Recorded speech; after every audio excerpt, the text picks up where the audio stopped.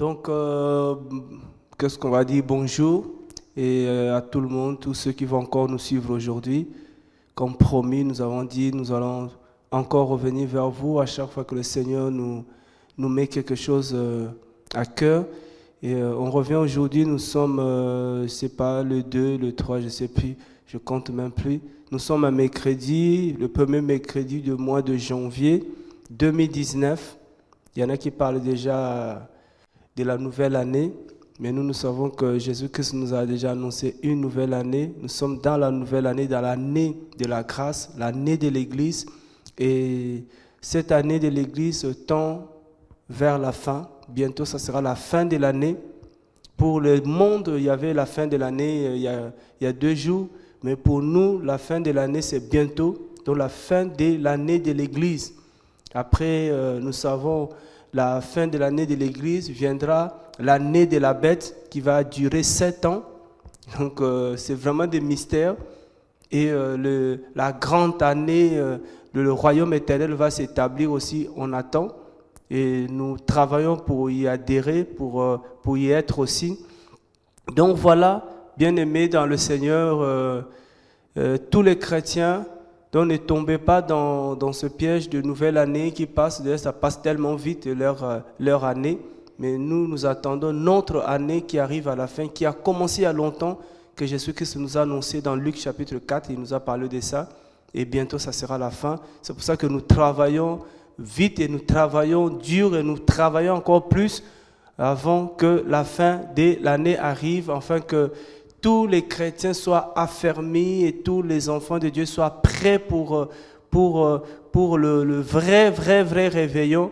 Parce qu'on parle de réveillon, mais en réalité, les gens dorment toujours. On ne comprend pas, c'est vraiment la confusion. Nous sommes dans un temps de confusion totale. Les gens disent des choses qui ne sont pas des réalités, qui ne sont pas des vérités. Voilà.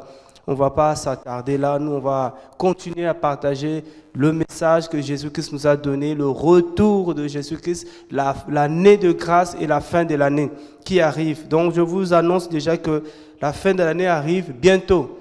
Et aujourd'hui, sans plus tarder, c'est toujours votre frère, hein, le frère Atas. Aujourd'hui, sans plus tarder, nous allons partager quelque chose que nous avons eu à cœur encore sur l'évangile de Christ dans Galates chapitre 1er. Nous allons prendre Galates chapitre 1er, voir que le Seigneur nous aide dans ce monde. On est fatigué, on est dans ce monde où il y a tellement de confusion. Et je demande même aux chrétiens de faire attention à tout ce qu'ils sont en train de souhaiter comme vœu. Parce que pour moi, c'est n'importe quoi. Galates chapitre 1er à partir du verset 6. Comme toujours, c'est un rappel. On va toujours rappeler les chrétiens, rappeler les enfants de Dieu sans cesse.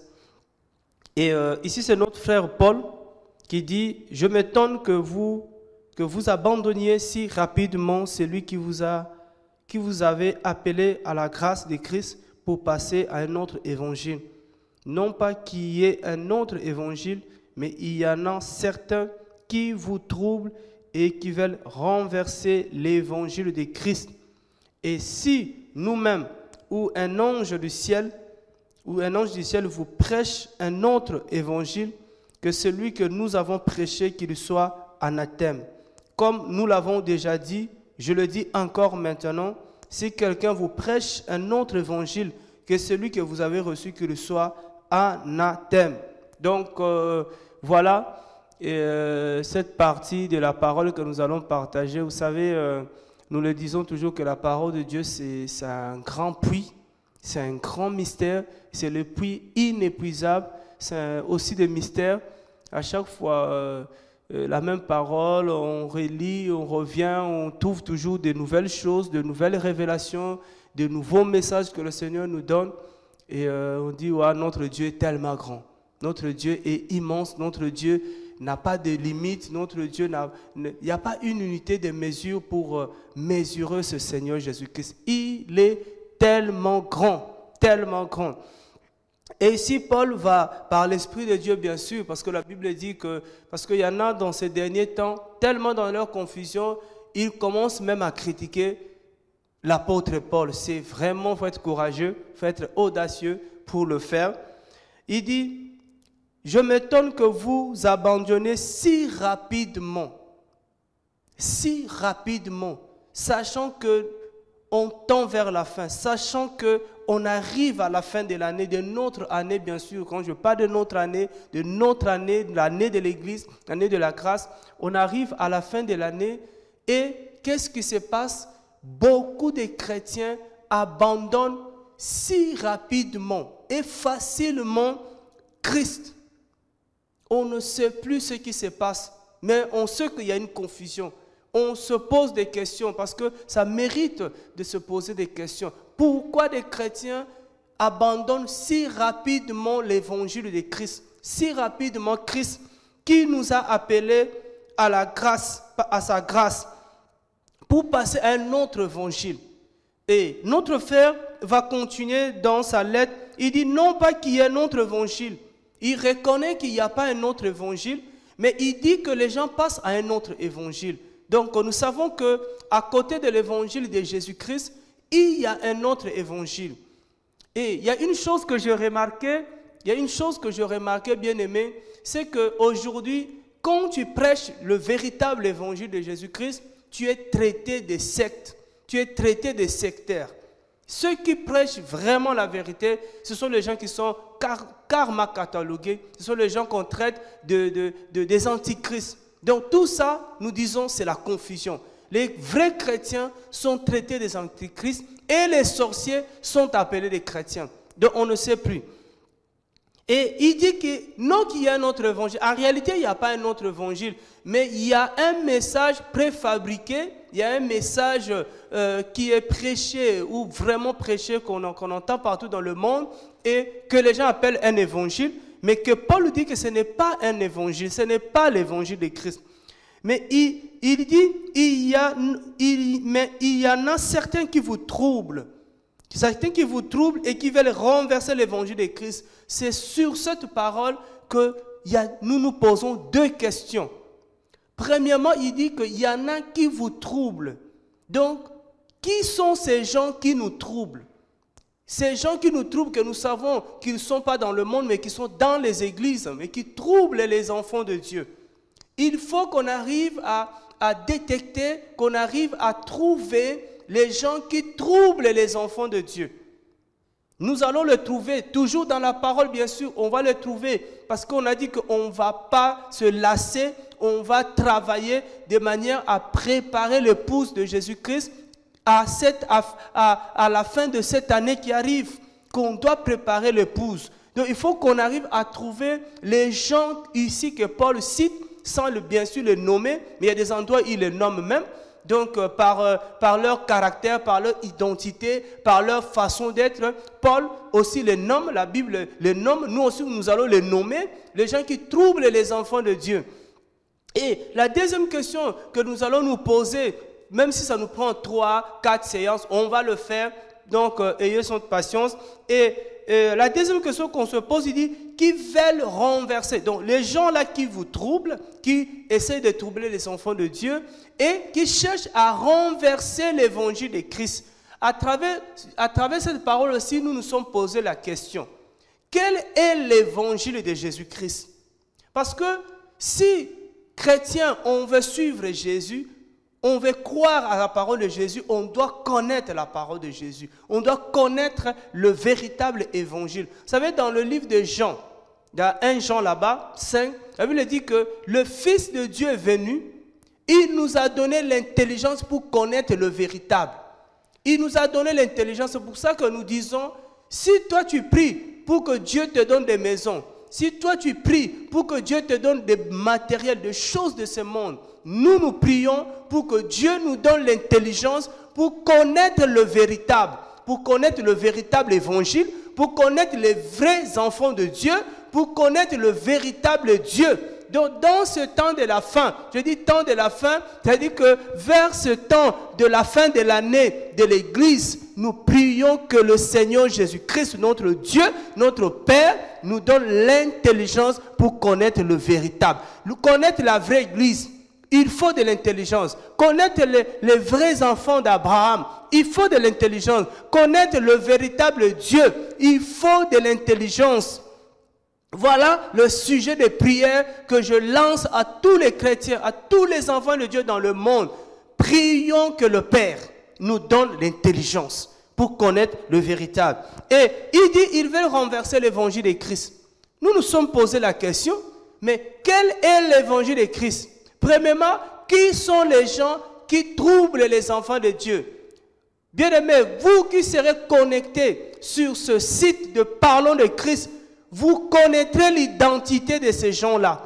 Parce qu'il est temps qu'on se réveille, il est temps qu'on crie, il est temps qu'on dénonce, il est temps qu'on publie, il est temps qu'on avertisse. Donc on va avertir les enfants de Dieu parce qu'autour de nous, nous avons remarqué parce qu'on dit que l'homme a cette nature animale. Nous sommes d'accord, l'homme a cette nature animale. Et dans l'église, Jésus a utilisé des mots, des noms des animaux pour aussi nous désigner. Il dit mes brebis entendent ma voix et mes brebis connaissent ma voix et mes brebis me suivent. D'accord? C'est-à-dire que dans les églises, bien-aimés, il y a des brebis de Christ. Des brebis, ce sont des enfants de Dieu. Mais il y a aussi des boucs. Il y a des boucs. Vous savez, le bouc, le caractéristique, c'est que le bouc dégage une mauvaise odeur. Il y a des boucs, mais il y a aussi des loups.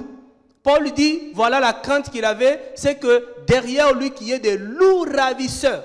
Il y a des loups. C'est-à-dire, c'est soi-disant chrétiens qui entrent dans les églises pour piller notre liberté, qui entrent dans les églises pour troubler les enfants de Dieu. Même Jean, notre frère Jean va encore dire, il dit que ils étaient parmi nous, mais ils n'étaient pas des nôtres. Ces gens, ils s'introduisent dans les maisons, ils s'introduisent dans les églises, ils viennent comme ça, comme s'ils étaient des agneaux, des brebis.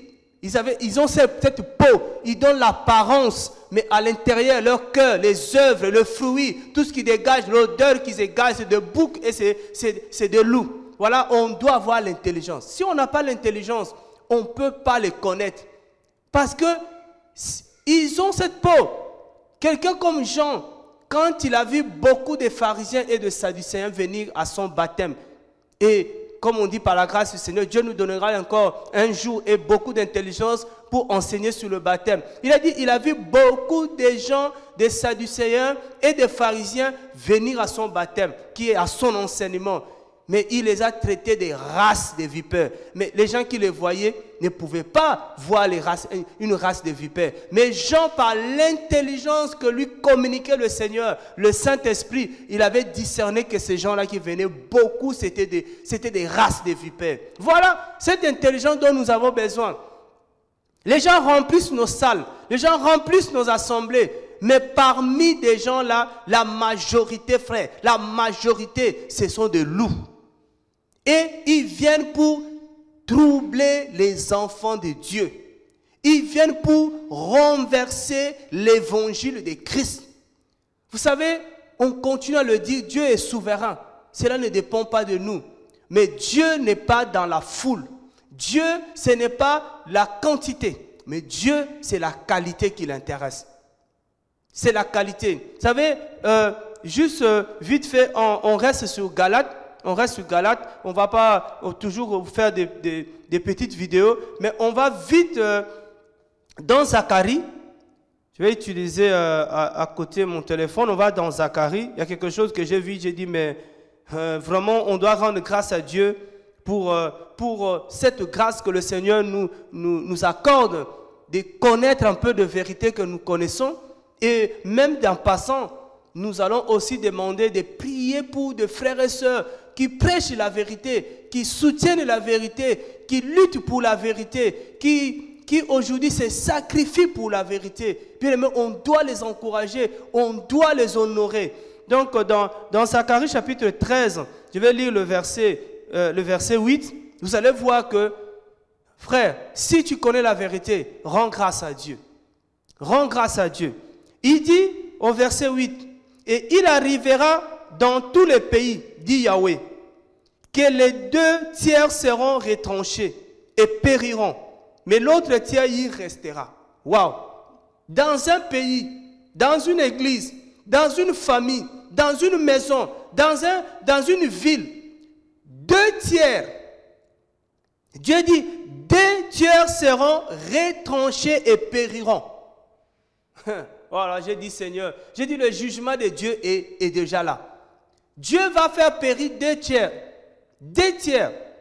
Mais l'autre tiers, il restera. Donc, un peu de l'école, 1 tiers va rester. 1 tiers. 2 périront. Waouh, c'est beaucoup. C'est beaucoup. On aimerait bien avoir 2 tiers qui est sauvé et 1 tiers qui périt. Mais Dieu dit 2 tiers périront. 1 tiers, il restera. Maintenant, peuple de Dieu, écoutez-moi cette parole. Vous qui êtes enfants de Dieu, vous qui croyez que vous avez l'Esprit de Dieu, le 1 tiers qui restera, c'est le 1 tiers que Dieu a décidé de sauver. J'ai vu qu'avec le Seigneur, c'est toujours le peu.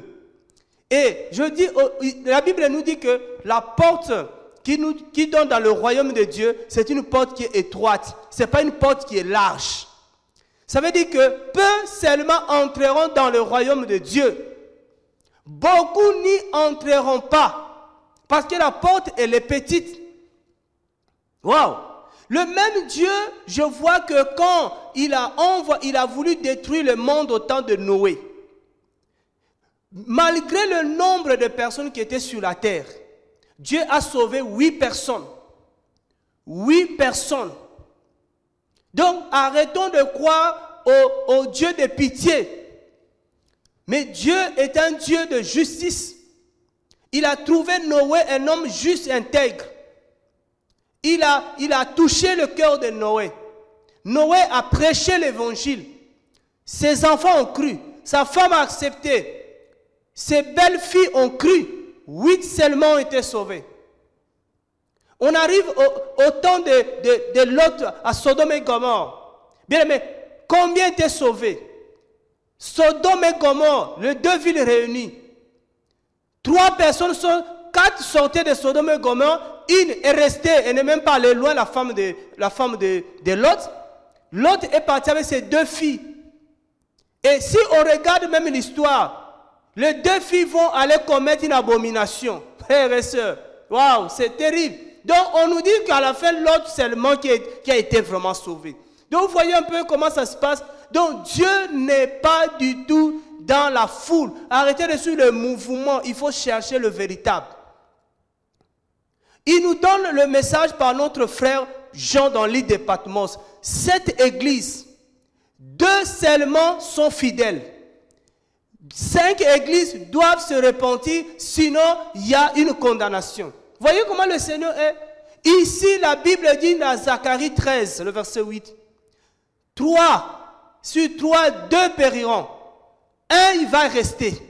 Mais écoute celui, le 1 qui va rester. Tu vas me dire, bon, moi je suis sauvé, j'ai Jésus-Christ, j'ai accepté Jésus-Christ. C'est là où j'ai compris être enfant de Dieu. Ce n'est pas du discours, ce n'est pas des blablabla, ce n'est pas des prières qu'on vous fait faire là qui ne vous sauvent pas en réalité. Il dit que sur le 1 tiers qui va rester, 1 tiers qui va rester, je mettrai ce tiers dans le feu. Voici la parole de Dieu. Je mettrai le tiers dans le feu et je le purifierai comme on purifie l'argent.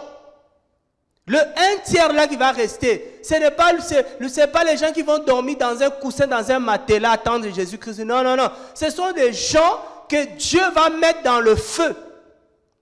Le feu, c'est des épreuves. Le feu, ce n'est pas facile. Il dit, il va le mettre dans le feu. Je vais le purifier comme on purifie l'argent. Va voir comment on purifie l'argent. Tu vas comprendre que parce que oui, je connais le Seigneur, c'est bon. Non, non, non, tu vas passer. Le 1 tiers là, maintenant, nous allons passer par le feu. Je l'éprouverai comme on éprouve l'or. Le 1 tiers là encore. Il faut qu'il soit éprouvé, purifié par le Seigneur. C'est pour ça que dans Ézéchiel, Dieu dit, je vais vous nettoyer avec une eau nette, afin que vous soyez purs. Jésus, dans Jean 17, il dit, la parole que je vous ai prêchée, c'est elle qui vous nettoie. Vous êtes net à cause de ma parole, à cause de mon évangile. L'évangile qui est prêché, si cet évangile ne vous purifie pas, Si cet évangile ne vous nettoie pas, ce n'est pas l'évangile de Jésus-Christ. Donc, on comprend ici que l'évangile de Jésus-Christ, c'est l'évangile qui nous nettoie, c'est l'évangile qui nous purifie, c'est l'évangile qui nous éprouve. C'est ça la parole de Dieu. Donc, les évangiles qu'on vous prêche là, vous rentrez tranquille avec tes péchés, tu viens chargé avec tes péchés, tu rentres chargé avec tes péchés, tu n'as pas écouté l'évangile de Jésus-Christ. Le 1/3, je parle au 1/3. Le 1/3 qui reste dans la maison. C'est à vous que je m'adresse, à nous que je m'adresse, que Dieu va encore nous purifier. Parce que Dieu veut qu'on soit net. Dieu veut qu'on soit vraiment pur devant lui. Notre Dieu est saint. Notre Dieu, il est saint. Nous aussi, on doit être saints. Dans le royaume de Dieu, c'est le royaume de sainteté. On ne peut pas entrer avec des taches. On ne peut pas entrer sale. Voici le temps qui nous reste, le travail que le Seigneur est en train de faire. C'est le travail de nous purifier. Mais Dieu pour nous purifier, bien-aimés, ce n'est pas le feu physique. Dieu pour nous purifier, il va nous amener dans sa parole. Il va nous amener dans son évangile. Il va nous envoyer son évangile. C'est pour ça que tous ceux qui prêchent l'évangile de Dieu, voilà comment ils sont traités. Parce que les gens disent c'est dur cet évangile. Ils sont trop radicaux, les gens-là. Frère, parce qu'on veut le royaume. Il dit que non seulement il va l'éprouver comme on l'éprouve l'or, il invoquera mon nom. C'est pour ça que des fois on invoque le nom du Seigneur selon Romains 10, ça ne marche pas. La Bible dit quiconque invoquera le nom du Seigneur sera sauvé. Ça ne marche pas parce qu'on n'a peut-être pas été encore nettoyé comme il faut. Parce que quand on est nettoyé, bien purifié, on invoquera le nom, son nom, et il dit je l'exaucerai. Je dirai, c'est ici mon peuple. Oh Jésus-Christ. Frère, quand j'ai découvert cette parole, j'ai dit c'est de plus, mais encore, ça va encore me rendre fou. Ça va encore me transformer. Il dit c'est ici mon peuple. Toi qui crois que tu es enfant de Dieu parce que tu as fait une prière de confession publique, pour être le peuple de Dieu, il faut que tu passes par le feu. Par le feu, c'est après Dieu va te déclarer, voici mon peuple. Et il dira, Yahweh est mon Dieu. Oh Seigneur, Dieu est trop fort. Ça veut dire que si Yahweh n'est pas ton Dieu, tu n'es pas le peuple de Dieu. Si Jésus-Christ n'est pas ton Dieu, tu n'es pas un enfant de Dieu. Si tu n'aimes pas le feu, tu ne deviendras pas enfant de Dieu. Voilà cette parole. Et il y a des gens qui viennent, qui entrent dans nos maisons, qui nous troublent, qui nous amènent un évangile facile, un évangile canapé, où tu es sur le canapé, sur le canapé on fait de toi un enfant de Dieu facilement. On appelle ça l'évangile facile. Mais l'évangile de Jésus-Christ, c'est un évangile qui nettoie. C'est un évangile qui nettoie. Donc on revient dans Galates, bien aimé. On a dit, quand on découvre des choses comme ça, on a dit, Seigneur, merci pour ta grâce. Merci vraiment, Papa. Et quand Dieu nous purifie, la Bible dit que l'Éternel Yahweh châtie les enfants qu'il aime. Waouh! Quand Dieu te châtie, bénis le Seigneur. C'est que tu es l'enfant de Dieu. Dieu ne châtie pas les étrangers. Dieu ne châtie pas les enfants qui ne sont pas le sien. Dieu, il châtie ses propres enfants parce qu'il a le but de nous purifier. Son but, c'est de nous nettoyer. Nous sommes de l'or, nous sommes de l'argent devant le Seigneur. Nous sommes des pierres précieuses. Nous sommes des matières précieuses. Oh, pour notre Père, il prend soin de nous, frères et sœurs. Dieu nous aime. Oh, je bénis mon Dieu. Je bénis mon Seigneur. Il arrivait des temps quand je passais dans le désert, je pleurais, je murmurais dans mon cœur. J'ai dit, Dieu n'est pas avec moi, Dieu m'a abandonné. Au contraire, Dieu est en train de me préparer pour la fin de l'année. Alléluia. Et à la fin de l'année, bien-aimés, on sera tous beaux. Parce qu'on sera tellement préparés, tellement nettoyés. Donc on revient dans Galates. Donc, frère, tous ces gens-là qui troublent les enfants de Dieu, on ne va pas vous laisser tranquille. On ne va pas vous laisser faire. Allez troubler les enfants de Dieu. Vous venez comme des brebis dans les églises, dans les maisons des enfants de Dieu pour épier, pour capturer les enfants de Dieu. Mais comme Dieu est bon, oh, Dieu garde ses enfants. Il dit, Israël, je vous ai protégé comme la poule protège ses poussins. Oh, nous sommes ce poussin-là. Dieu nous protège, Dieu nous garde. Dieu ici à Rennes nous a gardés. Dieu nous a gardés. Il y a tellement de loups qui sont passés dans cette assemblée. Ça s'est glissé comme ça. Maintenant, ça fait des clips. Maintenant, oh Seigneur Jésus-Christ, ça s'est maquillé comme, je ne sais pas, oh Seigneur, Dieu nous a gardés. J'ai dit, mon papa d'amour, Dieu est bon. Nous a gardés. Les gens qui voulaient nous entraîner, ils voulaient nous entraîner à commencer à faire des albums. Oh, tout ça, on avait vomi.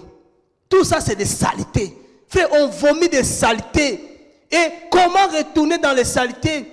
Ils ont dénoncé le maquillage. Mais aujourd'hui, regarde-les comment ça se maquille. Regarde comment ça se maquille.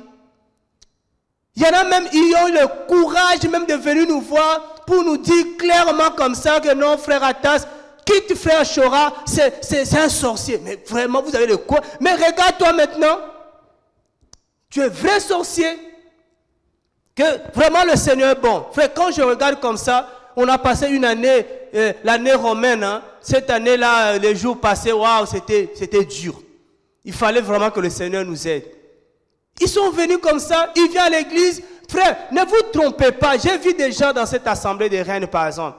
Des gens, quand ils viennent à l'assemblée, ils ont de longues robes. Je les ai rencontrés dans la rue. Ils ont des mini-jupes. Mais c'est la confusion. Des loups ravisseurs. Oh Jésus-Christ, quel enseignement le Seigneur nous donne.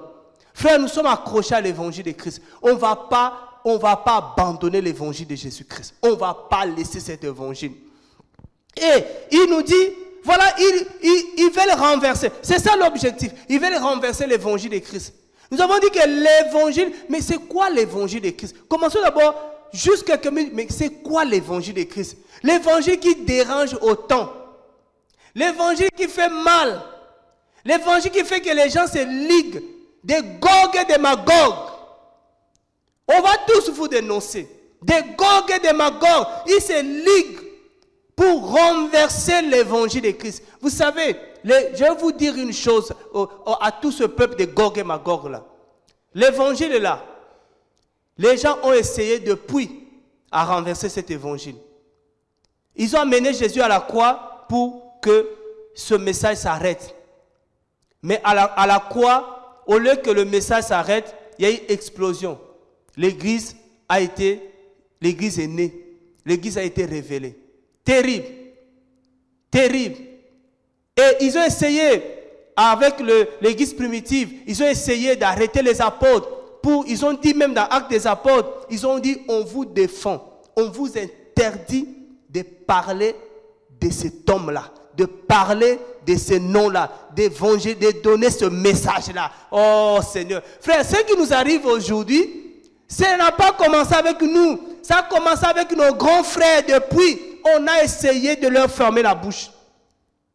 Ils ont inventé les histoires.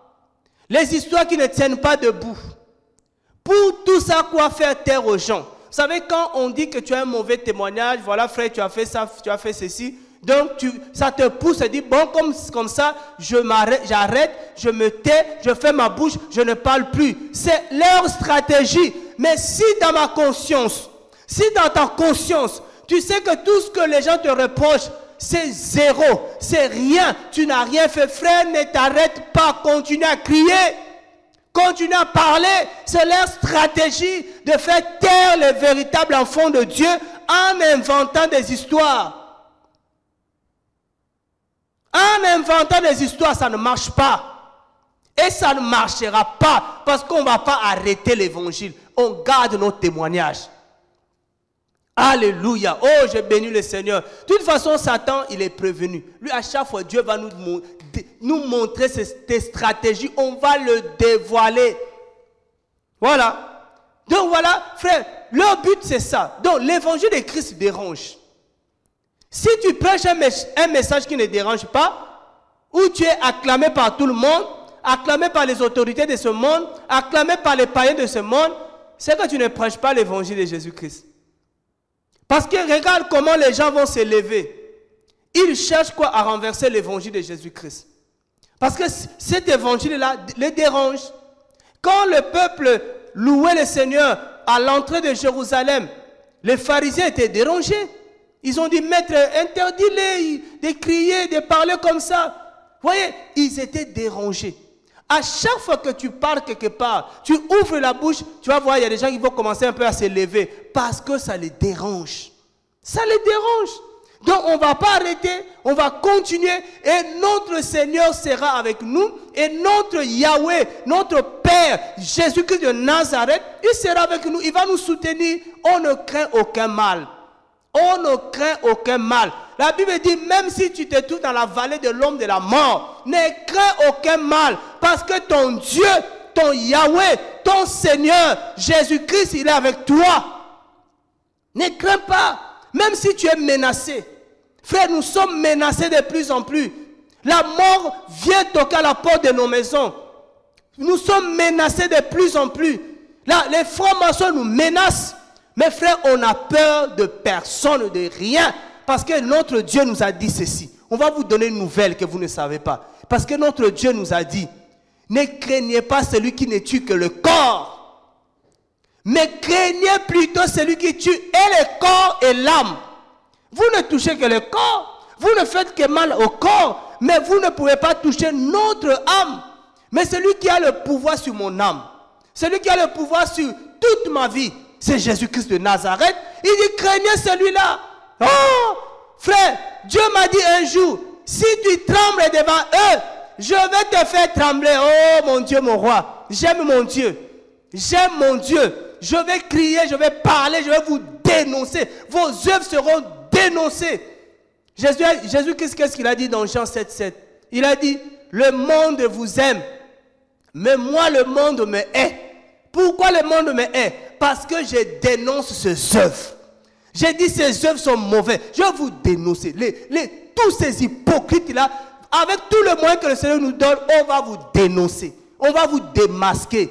Vous venez là masquer. Oh non, oh, il ne fallait pas mettre les tissages, il ne fallait pas mettre comment tout ça. Mais oh Jésus, mais Dieu est bon. Dieu a dit, mais je vais le démasquer.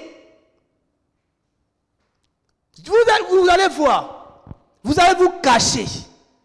Parce qu'on ne joue pas avec la vérité. On ne joue pas avec les enfants de Dieu. Les enfants de Dieu, c'est de l'or. Les enfants de Dieu, c'est des pierres précieuses. On ne joue pas avec les enfants de Dieu. Vous venez là avec des prophéties, je ne sais pas, boiteuses là, pour séduire les enfants de Dieu. Mais regarde ce que vous faites aujourd'hui. Où est Jésus? Où est le Seigneur? Où est le Seigneur? Il y a notre évangile. Je me suis posé, mais quel est cet évangile?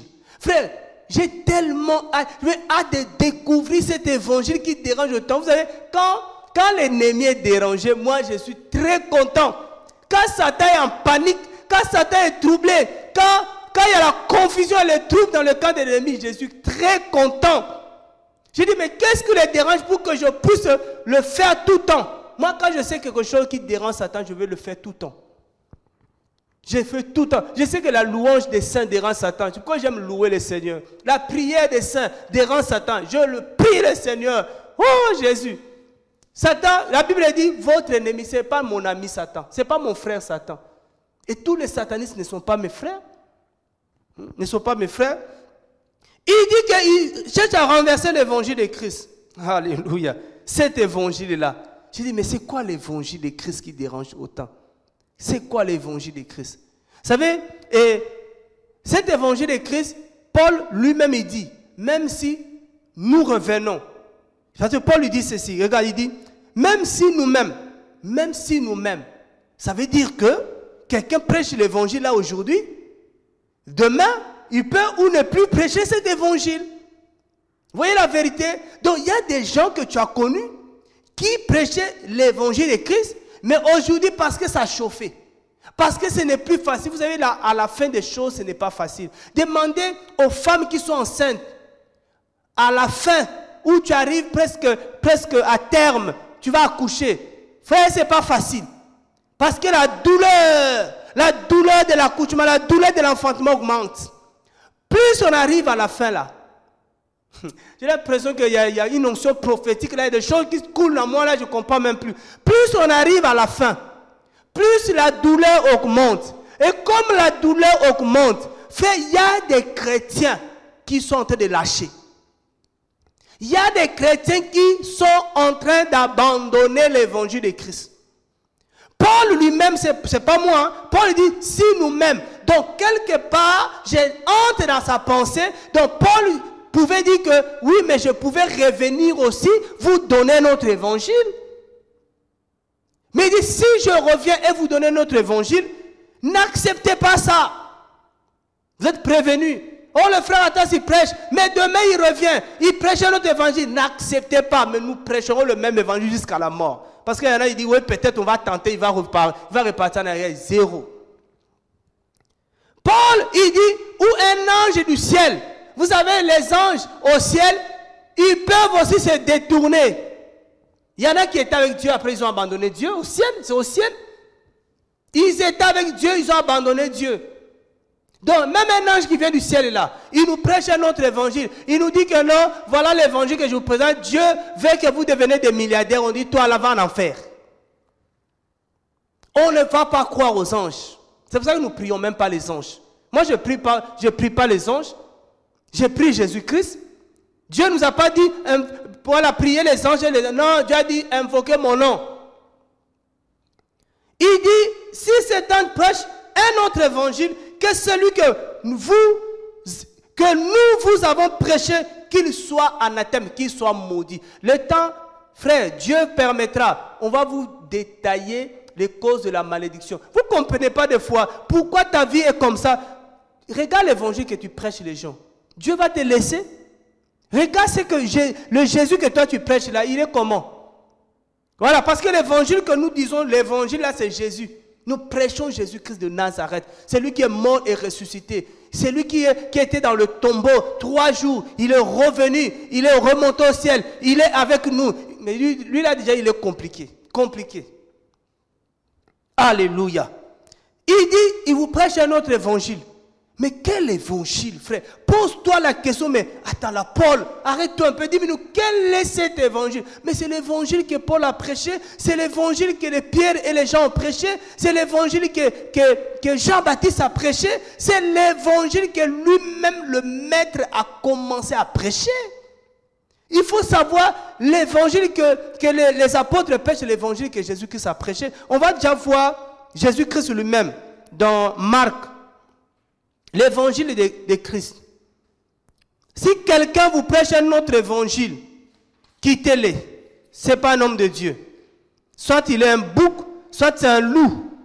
Vous êtes prévenus. Vous suivez des loups. Loup, il va t'écarter de la bergerie pour aller te tuer. Après, il va faire de toi son chantre. Tu vas rester derrière elle. Voilà, elle, c'est le leader. Voilà, des loups, des boucs. Regarde à Marc 1, le verset, je lis d'abord le verset 4. Marc 1, le verset 4.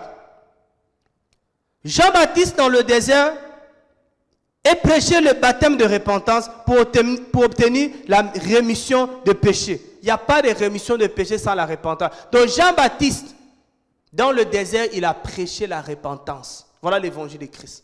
La repentance. L'évangile de Christ. Donc ça c'est Jean-Baptiste.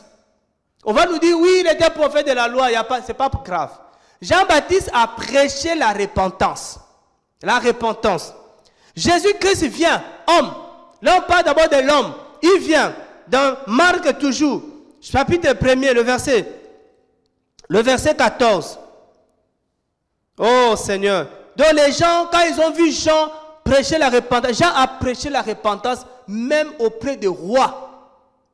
C'est pour ça que sa tête a été coupée. Cet homme n'avait pas peur. Frère, l'esprit qui animait Jean, c'était l'esprit d'Élie. Lisez Luc. La Bible dit, Luc 1, 17, de quel esprit animait Jean? Jean avait l'esprit et la puissance d'Élie. Il disait la vérité même au roi. Il leur disait de se repentir. Il leur disait de se repentir. Voici l'évangile de Jésus-Christ. C'est l'évangile de la repentance. Maintenant, ils ont maltraité, ils ont arrêté Jean. Ils ont dit maintenant, comme on va l'arrêter, on va mettre cet homme-là en prison. Comme ça, il va arrêter de parler et cet évangile va s'arrêter. Oh, frère, l'évangile de Jésus-Christ, c'est de l'eau. Toi, tu peux arrêter l'eau. Tu as déjà vu quelqu'un arrêter l'eau? L'eau est tellement puissante. Donc, on va arrêter Jean pour que l'évangile s'arrête. Nous vous annonçons déjà. Vous qui cherchez à arrêter Atas, à arrêter X, à arrêter tel, mais vous trompez parce que l'évangile de Christ, on ne peut pas l'arrêter.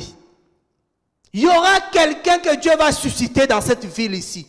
Il y aura des hommes et des femmes que Dieu a déjà choisi, que Dieu va susciter dans les jours qui arrivent là. De plus en plus, des véritables enfants de Dieu vont se réveiller avec cet évangile dans la bouche, de se repentir. Ils vont annoncer la repentance à toutes les nations. Les gens seront même étonnés de dire, mais oh, même lui là, il prêche la repentance. Oui, même lui, il a compris qu'il faut se repentir. Il dit, au verset 14, « Oh, après que Jean eut été mis en prison, on arrête Jean, on met Jean en prison. Jésus alla dans la Galilée. Il ne fallait pas arrêter Jean. Parce que quand vous avez arrêté Jean, vous avez suscité Jésus-Christ. Quand vous allez arrêter un frère, vous allez susciter quelqu'un d'autre. Et Jean a dit, oh Père, oh Jésus-Christ, Jean va dire ceci. Écoutez, oh mon Dieu, mon roi. Oh mon Dieu, mon roi. Jean, quand il a vu Jésus arriver, Jean a dit, celui qui vient après moi, il est plus puissant que moi. C'est-à-dire que quand vous essayez d'étouffer un Jean, celui qui vient après Jean, il est plus puissant que Jean. Alléluia. Celui qui va venir encore après nous, il sera plus puissant que nous, frères. Oh, laissez-les commettre cette erreur-là. Celui qui vient après Jean, il sort de la Galilée. Alléluia. Il va aller dans la Galilée. Prêcha quoi? Prêcha quoi? Ne prêcha pas monnaie, ne prêcha pas la maison, ne prêcha pas des jets privés, ne prêcha pas tout ce qu'on vous prêche. Frères et sœurs, réveillons-nous. Jésus-Christ, notre maître, il va prêcher quoi? Jean, on l'a arrêté parce qu'il prêchait la repentance. Vous qui négligez la repentance là, la repentance ce n'est pas un petit message, ce n'est pas un petit évangile, c'est l'évangile qui a amené Jean. À cause de cet évangile, Jean est allé en prison. Pourquoi tu changes ton message? Parce qu'il y en a qui disent que tu prêches la même chose. Mais oui, Paul répétait la même chose, Pierre répétait la même chose, Jean prêchait la même chose, Jésus vient va prêcher la même chose, nous prêcherons la même chose. On dit non, ils n'ont plus de message. Ils sont dérangés. Tu vois, quand tu répètes la même chose, les gens sont dérangés. On va répéter la même chose, vous serez dérangés. Il dit, quand il va aller en Galilée, lui qui vient après Jean, plus puissant que Jean, prêcha l'évangile du royaume de Dieu. Voici l'évangile de Jésus-Christ. C'est l'évangile du royaume de Dieu. L'évangile qui nous aide à aller vers le Père. On ne peut pas aller vers notre Père. On ne peut pas entrer dans le royaume de Dieu si on ne se repent pas. Tu vas aller où avec tes fardeaux? Tu vas aller où avec tes péchés? Dans la maison de Dieu? Dans la sainteté de Dieu? Ah non, non. Non, il ne faut pas qu'on te trompe. Tu ne peux pas t'approcher de Dieu avec tes sandales. Tu ne peux pas t'approcher de Dieu avec ta nudité. Tu ne peux pas t'approcher de Dieu avec le mensonge, avec la calomnie. Tu ne peux pas t'approcher de Dieu avec la cupidité. Tu ne peux pas. Tu ne peux pas. C'est impossible. Il faut qu'on te prêche la repentance. Il faut qu'on te dise la vérité. Voici l'évangile de Christ, l'évangile du royaume de Dieu. Voici cet évangile, c'est la repentance. Il disait quoi Jésus? Il disait Jésus. Ah, le français c'est waouh. Et quand tu vois, c'est traduit comme ça. Non frère, il dit, le temps est accompli. Je vous ai dit au début, le temps est accompli. Le temps est accompli. Bientôt là, c'est la fin de l'année. Vous allez me dire, mais il est malade, lui, c'est déjà la fin de l'année. Je vous dis, bientôt là, c'est la fin de l'année. Parce que nous sommes dans l'année de l'église, dans l'année de la grâce. L'année de la grâce tend à sa fin. Bientôt là, bientôt, il reste quelques secondes, bientôt. Le temps est accompli, Jésus nous dit. Et le royaume de Dieu est proche. Voilà, il avertit, le royaume de Dieu est proche. Qu'est-ce que Jésus dit? Répentez-vous et croyez à l'évangile. Répentez-vous. Voici l'évangile de Christ, c'est la repentance. Jésus dit répentez-vous. C'est ça l'évangile. Et tous ceux qui suivent Jésus, tous ceux qui étaient avec le maître, ils ont prêché cet évangile. Vous pouvez aller vérifier, ils ont prêché cet évangile. Je vais vous prendre un des gens qui étaient avec le maître, qui entendaient son langage. Actes chapitre 2. Ils n'ont pas prêché les maisons. Ils n'ont pas prêché la gloire. Oh Seigneur, ça me fait tellement mal voir comment les gens, il dit comment les gens abandonnent précipitamment, avec vitesse, cet évangile, pour passer à un autre évangile, l'évangile de la gloire, l'évangile des clips. L'évangile, il fait qu'il est sur le canapé, il est sur le lit. Mais vous vous moquez des gens. Mais vous n'avez pas honte. Même les gens vous qui regardez des choses comme ça, tu peux te dire que là, on a été de t'envoûter. Quelqu'un qui filme ses chaussures. Mais qu'est-ce qu'on a à voir de tes chaussures? Tes chaussures vont nous amener où? Oh Jésus, là, Dieu nous donne la liberté. La frère, on va crier. Faites tout ce que vous voulez. Mais vous allez vous fatiguer. Vous nous mettez en prison, vous suscitez de Jésus-Christ. Vous suscitez des frères et sœurs plus puissants que nous. Et là, ils vont peut-être crier encore plus fort que nous. Les gens qui ne supportent pas le péché, comme à l'église d'Éphèse, Dieu dit, c'est que je hais. Toi aussi tu hais. Je sais, oh mon Dieu, il dit, je sais que tu ne supportes pas le méchant. Tu les as éprouvés, tu les as trouvés des menteurs. Mais tous les menteurs là, attends, tous les menteurs là, on va vous dénoncer. Il dit, tu les as éprouvés et tu les as trouvés des menteurs. Dieu m'a dit de faire un studio. Quel Dieu va te dire de faire un studio? Parce que Dieu a besoin de CD. Dieu a déjà un CD. Mais vous savez pas, Dieu a déjà un CD. Le CD de Dieu est là, chanté par plus de 40 prophètes. Le CD de Dieu est là. Ça, c'est le CD de Dieu. Fait dans le studio du ciel. Poussé par l'esprit. Les gens ont prophétisé de la part de Dieu. Quel CD tu vas faire à Dieu? Les gens qui font faire pour Dieu une maison. Dieu dit, quelle maison vous allez me bâtir? Quelle maison? Je n'habite pas dans une maison faite de mains d'hommes. Mais quel CD tu vas faire pour Dieu? Le CD de Dieu, c'est la Bible. Voilà. Comme ça, vous allez arrêter vos CD là. Oh, Jésus-Christ. Actes chapitre 2, le verset 37. La Bible dit au verset 37, après avoir entendu ces choses, ouvrez vos oreilles, entendez ces choses, que le royaume de Dieu est proche, le temps est accompli. Répentez-vous. Après avoir entendu ces choses, il eut le cœur transpercé. Mais quand ton cœur n'est pas transpercé par la parole d'un homme de véritable de Dieu, c'est que tu n'as pas trouvé la grâce de Dieu. Quand un frère ou une soeur, poussé par l'Esprit de Dieu, parle, frère, il n'y a pas à s'énerver. Il n'y a pas à s'énerver. Tu as un cœur qui est percé, tu as un cœur qui est transpercé, touché. Bénis Jésus. Bénis Jésus que Dieu te parle. Bénis Jésus que Dieu touche ton cas. Nous prions que le Seigneur nous corrige. Nous prions que le Seigneur nous purifie. Nous prions que le Seigneur nous parle. Il dit à Tasse, chante ta façon de t'habiller, chante ta façon de prier, chante ta façon... Oui frère, je vais changer parce que mon Dieu veut que je sois net. Toi quand on te dit chante ton habillement, tu dis je suis bien habillé. Toi tu es bien habillé. Tu n'as même pas les yeux de voir que tu es nu. Oh Jésus-Christ. Là vous nous avez provoqué. Karma provoqué. Mais parce qu'on vous aime, on va vous dire encore la vérité. Il dit à Pierre et aux autres apôtres, les gens qui aiment la vérité, qui sont touchés par la vérité, regarde l'attitude. Quand quelqu'un aime la vérité, frère, quand quelqu'un cherche la vérité, quand on lui dit la vérité, son cœur est touché, il n'a pas l'esprit pour se justifier. Frère, voilà, frère, non, il n'y a pas de justification. Il n'y en a pas. Regarde l'attitude ici. Ces hommes-là qui ont entendu la vérité, qu'est-ce qu'ils ont fait? Quand ils ont entendu la vérité, ils dirent à Pierre et aux autres apôtres, hommes frères, que ferons-nous alors? Ils ont reconnu leur état. Ils ont dit maintenant qu'est-ce qu'on va faire? Au lieu de dire frère, moi je vais te dire, vite ta garde-robe là, jette ça, mets le feu. Enlève-nous le maquillage là que tu mets comme ça. Change ton langage. Change tes fréquentations. Parce que tu es dans les mauvaises compagnies, corrompre les bonnes mœurs. Si tu veux vraiment changer, tu vas aller voir des frères et sœurs. Tu vas demander, mais qu'est-ce que je dois faire maintenant? Qu'est-ce que je dois faire?